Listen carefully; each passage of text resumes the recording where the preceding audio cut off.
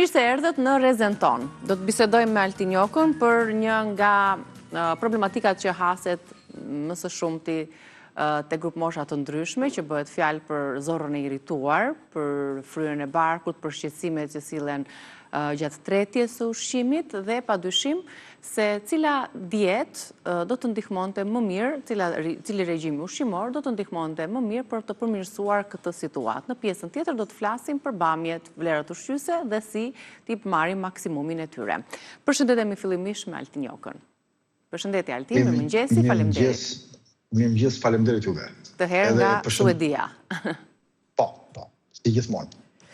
Altin, kemi zgjedhur të flasim për këtë shqetësim që prek një numër të madh njerëzish, rregullimet e tretjes, për shkak të disa kategorive të caktuara të ushqimeve.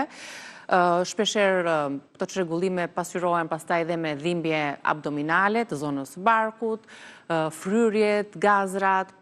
Dhe ky proces ose ky shqetësim zgjat për një kohë të gjatë. Ne ngatrojmë shpeshherë, i vëmë fajin X-it apo Y-it, problemeve të ndryshme, por të futemi pak më thellë. Pse ndodhin këto shqetësime dhe më pas do të na shpjegosh pak se çfarë është kjo dieta e famshme që është komentuar shumë kohët e fundit, dieta FODMAP. Tani gjithë këto shqetësime ne faktikisht ja vëmë fajin, po ta kesh parasysh kur një person krijon fryrje barku ose ka gazra, ka dhimbje, ka kapslok, ka diare ose arteminis diares dhe kapslokut, bie në një farë halli. Dhe vjet një sekret i jashtëzakonshëm dhe fillon të futet në një spirale të ilaçeve, të suplementeve, të bimëve, të analizave të tjera dhe në fund fare përsëri nuk del nga kjo situatë dhe çfarë bën? Dhe fillon i jepen disa direktiva. Na nutricionist, dietolog, mjek e tjerë dhe i thonë që fillo hiq disa nga ushqimet kryesore. Dhe fillim i thonë, shiko, hiq qumqin se mos ke probleme me laktazën. Pastaj i thonë, hiq bukën se ke probleme me glutenin. Më pas i thonë, shiko, a konsumon pikante, hiq edhe pikantet, hiq qepën, hiq hudhrën, hiq bishtajorit, hiq fasulin, hiq brokolin, hiq thjerëzat. Pra pothuajse në fund fare nuk ngelet asgjë. Problemi është se në këtë mënyrë ne veprojmë gabim dhe po e bëjmë dietën tonë edhe më të varfër nga lëndët ushqyese, në vend që të rregullojmë pastaj problemet në zor, ne po e dobësojmë më shumë sistemin imunitar, po dëmtojmë sistemin e hormonal dhe po ashtu dhe po dëmtojmë dhe mekanizmat metabolik.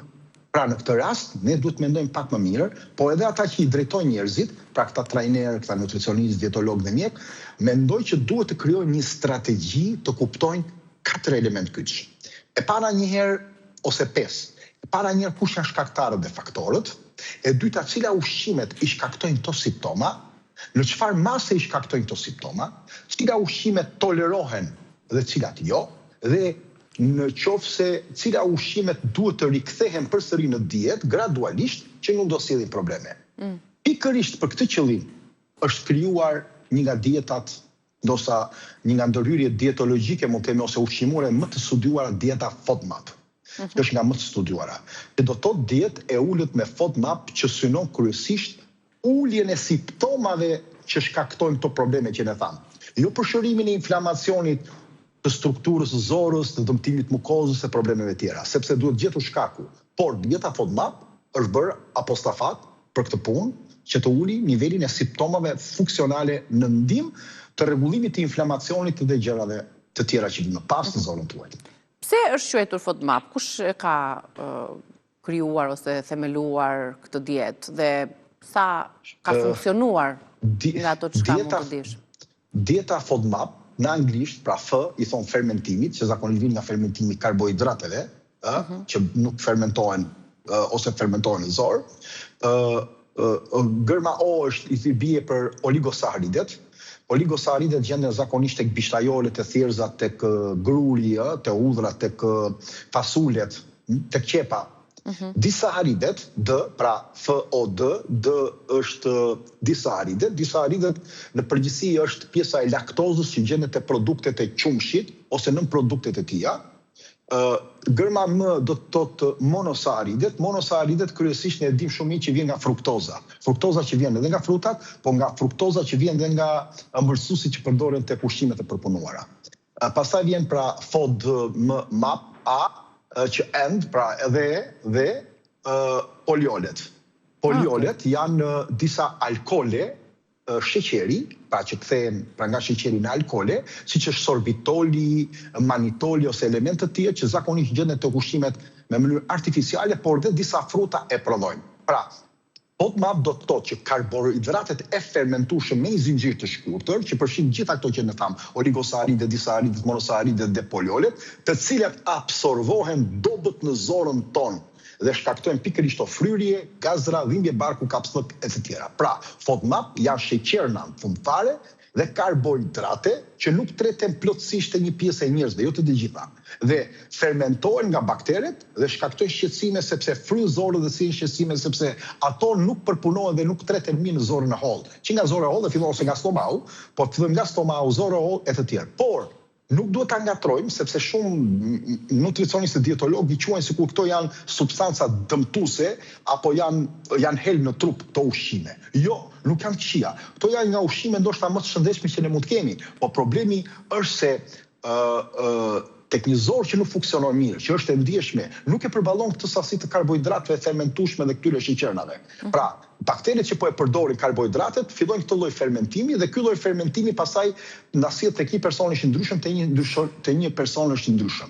Dhe si e shkakton kjo, pra, këto FODMAP, si shkaktojnë këto simptoma, po themi, ose si këto situate, këto shqetësime. Në fillim fare këto bëjnë tërheqjen e ujit në zorë. Sa më shumë të kemi tërheqje të ujit në zorë, se është vetë elementi tyre nga zora e hollë që kalojnë në zonën e trash, aq më shumë jashitje do bëhen bark. Pra ne kemi bark, jashitje të shpeshtë, duam të dalim me njëherë, kemi gurgullima të shpeshta, kemi presion në bark, kemi ndonjëherë fryrje. Kjo është elementi i parë dhe e dyta fermentohen shpejt nga mikrobioma. Që do të thotë rinë në zorën e trash nga zora e hollë që nuk janë fermentuar mirë, ose më saktë nuk janë përpunuar mirë dhe prodhojnë gazra dhe kështu që sillin një zgjerim, sillin presion, sillin dhimbje dhe sillin dhe ndryshim pastaj edhe të shqetësimeve që ne kemi. Si një tullumbase, që sa më shumë të fryhet, aq më shumë ajo ngurtësohet anash ose hapet më tepër, zgjerohet dhe e njëjta gjë ndodh me këto.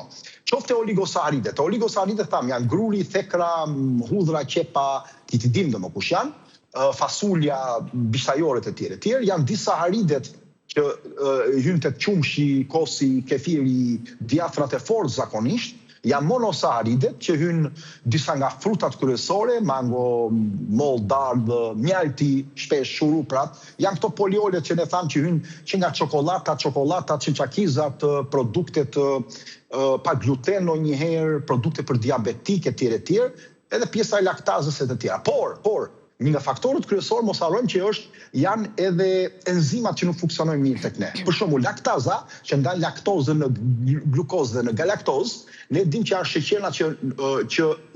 sheqerna të vogla që përthiten let në organizëm, në zorë. Kur ato nuk shpërbëhen mirë në zorë, pra në zorën tonë, gjithë ky fermentim që ndodh sjell këto probleme të shqetësimit, pra laktazës. Dhe tjetra është një nga enzimat është alfa-galaktozidaza, e cila është tek bishtajoret. Pra alfa-galaktozidaza është ose më saktë është një enzim që bën shpërbërjen e fasuleve, qiqrave, thirrzave. Te shumë njerëz kjo mungon si enzim. Te një anë tjetër kemi këtë inulinazën, e cila është një enzim që bën fermentimin e qepës, hudhrës dhe brumrave, zakonisht, pra fruktanet që ne e quajmë. Apo kemi xylozën, që është për fruktozën. Xyloza që është për fruktozën, zakonisht është një enzim që mungon tek njerëzit që kur han fruta ose konsumojnë mjalt ose diçka të ëmbël, kanë këtë lloj problemi. Ose enzimat që për shembull përthyejnë sorbitolin e manitolin, që ndodhen tek kërpurdhat, tek çinçakizët, çokolatat e disa frutat, po kemi dhe enzima tjera siç është amilaza që përthyen dhe shpërbën një seshten në trupin tonë, proteaza që shpërbën pjesën e proteinave, lipaza që shpërbën yndyrrat, ose pepsina që vepron përsëri me proteinat në stomak që në fillimin e momentit parë që lëshohet si nivel acidi. Pra mungesa dhe këtyre enzimave shkakton këto dhe pasojë. Prandaj duhet i gëshetojmë të dyja. Më pyetë se kush e ka lindur këtë dietë. Ndoshta ka një emër që e ka themeluar dhe që ka mbetur në histori dhe prej sa kohësh? Është një grup, faktikisht, është një grup nga Universiteti i Australisë me profesor Peter Gibson, i cili rreth viteve 2003-2005 e kanë nxjerrë, pra filluan të bënin disa propozime në dieta të përgjithshëm, duke ulur disa nivele të karbohidrateve të fermentueshme dhe duke i rifutur me pjesë-pjesë. Pra duke mos i larguar gjithë karbohidratet, duke mos i larguar gjithë sheqernat, por duke i larguar me pjesë-pjesë dhe arritën në një qasje 3, sepse deri atëherë dietologjia thonte që nëse ke këto probleme, hiq qumshin, hiq bukën, hiq yndyrnat e tepërta, mos ha shumë bishtajore, mos ha shumë fruta, por dieta FODMAP solli një element shumë bazë. Filloi të ndante karbohidratet në detaje shumë vogla, pas se si funksionojnë enzimat në trupin tonë dhe shikonin që çfarë sasi e shkaktonin këto lloj problemi. Dhe në moment që rifuteshin dhe bëri dhe kombinime sinergjik se si përdoreshin njëra me tjetrën. Dhe çfarë bëri? Filloi një kufizim i përkohshëm, u bën teste të jashtëzakonshme në grupe të ndryshme të popullatës dhe pastaj arriti në personalizimin afatgjat. Dhe u pa që 70% të gjithë personave që e përdorin të dietë ishin përmirësime të ndjeshme, sidomos të problemet e IBS-s, pra të sindromet zoros irrituar apo edhe të element. Dhe fillonin të përmirësonin gazrat, diaren, fryrjen e barkut, fryrjen abdominale, elemente të tjerë, por kjo dietë u bazua edhe në bazë të ankthit që rriteshin në sistemin nervor. Rëndesën pas ushqimit, sasinë e ushqimit, pra u morë me shumë element, nuk u morë vetëm me një element bazë të kësaj. Po për sa kohë mund të mbahet kjo dietë? Besoj se ka një kohë të kufizuar, sepse kam lexuar që nuk mund të përdoret për një kohë të gjatë dhe pse? Atëre për një kohë të gjatë nuk mund të përdoret, sepse ne largojmë një pjesë nga, ose më saktë, ne largojmë pjesën kryesore të vlerave ushqimore që marrim nga këto ushqime.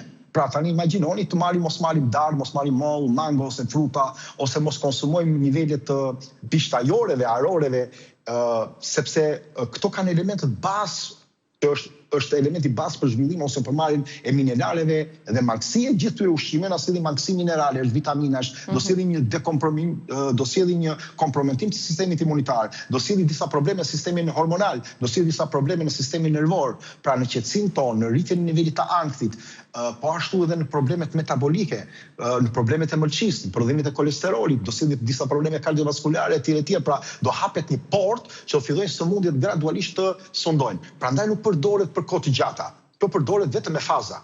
Pra, po ti shikosh, nga ky universitet u pa para disa viteve që 88.5% të dietologëve, nutricionistëve dhe pjesëtarëve të ekipeve shëndetësore gabonin te kjo dietë. Edhe pse e kishin marrë informacion. Nuk e kanë marrë dietën ose nuk e kanë marrë guidën e plotë. Ajo vazhdon në disa faza. E para kush është faza? Faza e parë është kufizimi i përkohshëm në disa ushqimeve që zgjat diku në 1 muaj. Qëllimi është të ulet ngarkesa e FODMAP-eve për të mos kemi reagime të forta ndaj ushqimeve. Zgjidhen ushqime me FODMAP të ulët. Shmangen kombinimat e tyre, bëhen disa kombinime dhe mbahen disa ditare për të shikuar kush ushqime se trupi është i ndryshëm tek njëri dhe të tjetri. Dhe pastaj, kjo është faza e parë. Dhe shikojnë simptomat. Fillon faza e dytë.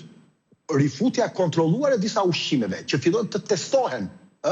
Duke u testuar, shikojnë në grupet pra në sasi të vogla, gjithmonë, shikojnë se sa tolerohet.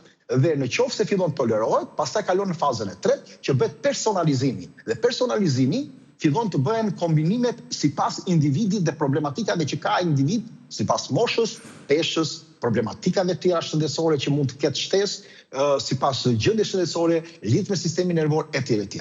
Tani, a duhet të kuptojmë se kush janë këto ushqime me FODMAP të lartë dhe me FODMAP të ulët? Që mund të na sillin këto shqetësime, po patjetër. Që mund të sillin këto shqetësime. Atëre, te bishtajoret ne tham qepa, hudhra, lulelakra, brokoli, kërpurdha, bizelet, fasulet, thjerëzat, këto janë me FODMAP të lartë, që sillin probleme. Në ana tjetër frutat janë mangot, qershit kryesisht, kumbullat, peshkat, nektarinat, shkallqiu, një pjesë e pjeprave jo të gjitha, mollët, hurmat arabe dhe frutat e thata, lëngjet e freskta të frutave apo dhe lëngjet e paketuarave janë me FODMAP të lartë, qumshi, kosi, djathi, sidomos djathat e freskës përgjithësi, kjo akulloria patjetër, disa drithrat, pastaj thekra, kjo gruli, makaronat, biskotat, ëmbëlsirat.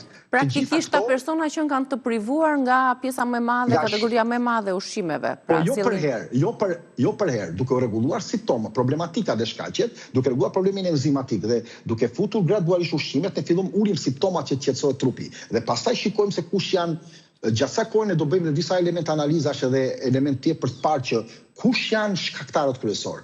Tani ushqimet me FODMAP të ulët që i lejohet këtyre personave janë karota, e zier kryesisht, kungulli zier, spinaqi, patlıgjani, domatja, rukola, sallata jeshile, kungulli, një herë pas here ullin, pjesa jeshile e preshit, jo pjesa e bardhë, pjesa jeshile e qepëve, jo pjesa e bardhë, të qepët e freskët, si gjithmonë, dhe vajrat e aromatizuar me hudhër ose me erëza të tjerë, që nuk të sillin probleme. Pra mos hahet hudhër, po këto vajrat e aromatizuar. Dhe nga frutat mund të jetë mira ananasi, rushi, boronica, banania e fortë, jo e pjekur.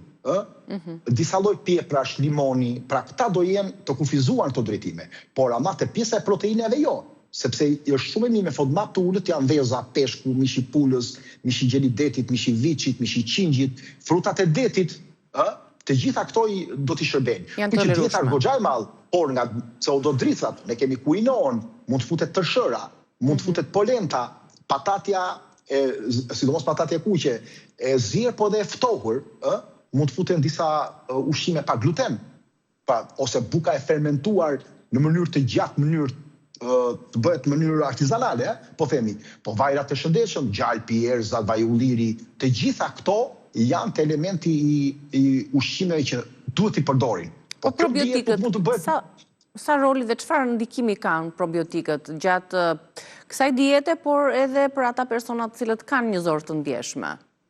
Po, e para njerë të them që kjo dietë nuk bëhet nga personat, duhet merret me një specialist që të shikojë dhe problematika, të bëjnë një pjesë të disa analizave apo të testohen dhe disa elemente dhe pastaj shikohet çfarë problemi ka, se kjo nuk është për çdo lloj problemi. Kjo dietë nuk është për çdo lloj problemi të zorës që ne mund të kemi. Se mund të kemi probleme me sëmundjen Crohn, SIBO etj. Pra mund të kemi shumë element. Dhe në këtë rast, kjo nuk është magjia, nuk është dietë magjike. Kjo ul problemet e simptomave të fryrjes, të dhimbjeve për momentin e parë, derisa të gjenden shkaktarët kryesorë, plotësohet edhe me probiotikë dhe enzima. Por në një pjesë caktuar, probiotikët nuk janë trajtim. Madje mund të krijojnë fryrje më të lartë, sepse ne mund të kemi acidin e butiratit shumë herë më të lartë se ç'duhet. Dhe nëse kemi acidin butirik në zor më tepër që prodhohet, atëherë këto probiotik ndonjëherë nuk bëjnë. Po gjithmonë varet nga gjinia bakteriale, nga kozgjatja që do ta marrni, nga sasia e marr. Por në shumë raste, pra, probiotikët janë ndërtuar nga midis lactus bacillus, ato që janë përgjithshëm, dhe bifidobacterium.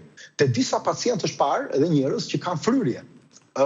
Disa kanë rregullim të jashtëqitjes, disa kanë dhimbje, disa kanë rikuperim, sidomos pas antibiotikëve, disa e kanë shtyr, pra, këto janë personale. Një qasje duhet të jetë praktike për të shikuar, për të identifikuar dhe kombinimin, dhe shtama dhe momenti ku merret. Po një element tjetër kush është? Është kefiri një probiotik natyral, që zakonisht duhet futur në sasi të ulta, nëse bëhet vetë. Pra 30-40 ml është parë që si rregullim gradualisht tek ta persona, lloji kefiri, fermentimi që është bërë etj. Ose dhe mund të largohet. Nga ana tjetër është parë që lakrat ushi, këto tushit apo kimchi dhe ushqimet e fermentuara mund të bëj uljen e disa karbohidrateve. Dhe të rrisi disa probleme në zor për t'i rikuperuar. Po nga ana tjetër, mund të bëjë që të prodhoj nivele më të larta të histaminës dhe amina biologjeneve, të cilat do sjellin fryrje, gazra dhe diare. Dhe nuk duhen përdorur, të jemi të kujdesshëm se thonë njerëzit, shiko unë po marr sa më shumë ku kam këto probleme, po marr më shumë ushqime të fermentuara. Gjatë dietës FODMAP nuk duhet futur ushqimet e fermentuara. Pra duhet futen me kujdes dhe gradualisht. Se bëjnë të kundërtën. Përveç se ushqimeve, ka dhe faktor të tjerë që ndikojnë, për shembull stresi, sa ndikon tek një zor e ndjeshme, një zor e irrituar me këto probleme që po flasim? Atëre faktor të tjerë ne do të dim nuk është vetëm problemi i pjatës që ne ushqemi apo ushqimin vetëm. Sepse ato mund të tolerojnë ose jo, po në radhë parë do të shikojmë a ka personi gjendje akthi, a porcione konsumon, sa shpejt e ha ushqimin, a konsumon ushqim vonë në mbrëmje, çfarë ushqimi konsumon, sa e lë dispozicion urinë e tij, pra sa e lë vaktet e ushqimit, pra e bën përtypjen. Faktor të tjerë, pra është stresi, i bie gjumi, është aktiviteti fizik, madje edhe cikli menstrual. Studimet e fundit në 2025 kanë parë që edhe cikli menstrual ndikon pikërisht te problemet e zorës. Niveli konsumimit të antibiotikeve. Por është parë që infeksionet e mëparshme që një trup ka kaluar, sjell shumë kohë më pas, shumë kohë. Jo atëherë kur ke kaluar infeksionin, probleme në kapslëk, në fryrje dhe në dëmtim të zorës. duhet shikuar ritmi i vaktive, që quhet ritmi i gëshetuar midis ritmit cirkadian, që quhet ritmi i valëve të detit. Ritmi i vaktive duhet të jetë si valët e detit, duke futur këtu masinë e porcioneve, kohën e konsumimit, mënyrën e konsumimit, kombinimin sinergjik të ushqimit. Element tjetër është kafeina dhe alkooli. Në ana tjetër e dim shumë mirë që zora dhe truri komunikojnë në vazhdimsi me një tjetrin në çdo kohë. Pra kanë një marrëveshje. Dhe truri dërgon sinjale drejt zorës, zora dërgon sinjale drejt trurit, ka një autostradë që lidhet nëpërmjet nervit vagus. Çfarë ndodh? Një person që është në stres dhe në një gjumë jo të mirë, ku ka zhurma rrugën në cilën ai flë, ku ka plur dhe ka marrë dhe ka dhe probleme të infeksioni, kontraktimi dhe zorës janë më të mëdha. Ndjeshmëria është më e madhe, sekretimet po ashtu në zorë. Dhe ke dhe një perceptim në sistemin nervor që ke një fryrje. Ka shumë njerëz që nuk ka fare fryrje, nuk ka shqetësime të mëdha në zorë, po është perceptimi i sistemit nervor që punon pikërisht dhe ty duket sikur i ke këto shqetësime, por realisht nuk i ndjen. Te disa persona ndjen më shumë, te disa më pak. Mos harroni një gjë që nga elementet kryesorë është teknika e frymarrjes. Hipnoterapia është nga elementet më të mirë për ta rregulluar këtë. Janë disa suplemente, disa çajra, disa bimë, janë fibrat e tretshme, është vaj mentes, është çaji finokut, janë shumë elementë që mund të futen në mes pastaj për t'i rregulluar.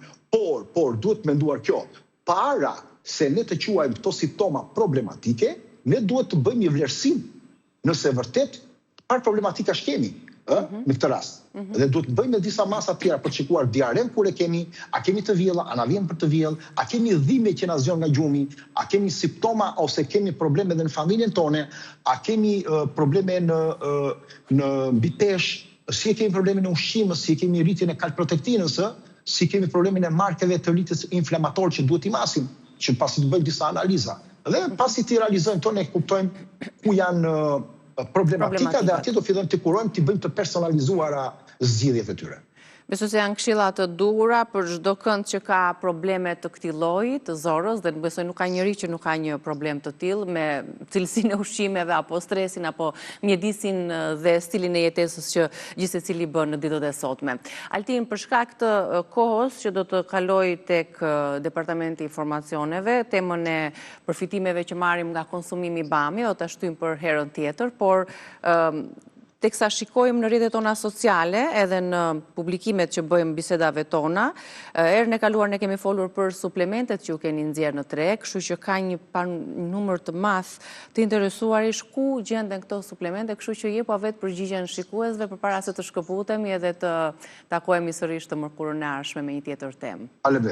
Faleminderit. Po te faqja Yoka Holistik është faqja e website-it ose në yokaholistik.com ose tek numri i WhatsApp-it 069 21 89 370, mund të shkruajnë aty që ti marrin porosi personat që merren për të punë edhe të komunikojnë, edhe për informacione më të mëtejshme edhe për problematika që mund të kenë. Përgëzime edhe njerë për to, faleminderit për shpjegimin që i bëm temës, kalofsh një ditë të bukur, ndërkohë ka publicitet dhe më pas linjën e marrin kolegët tanë të informacionit për të përcjellë zhvillimet që vijnë prandej. Faleminderit.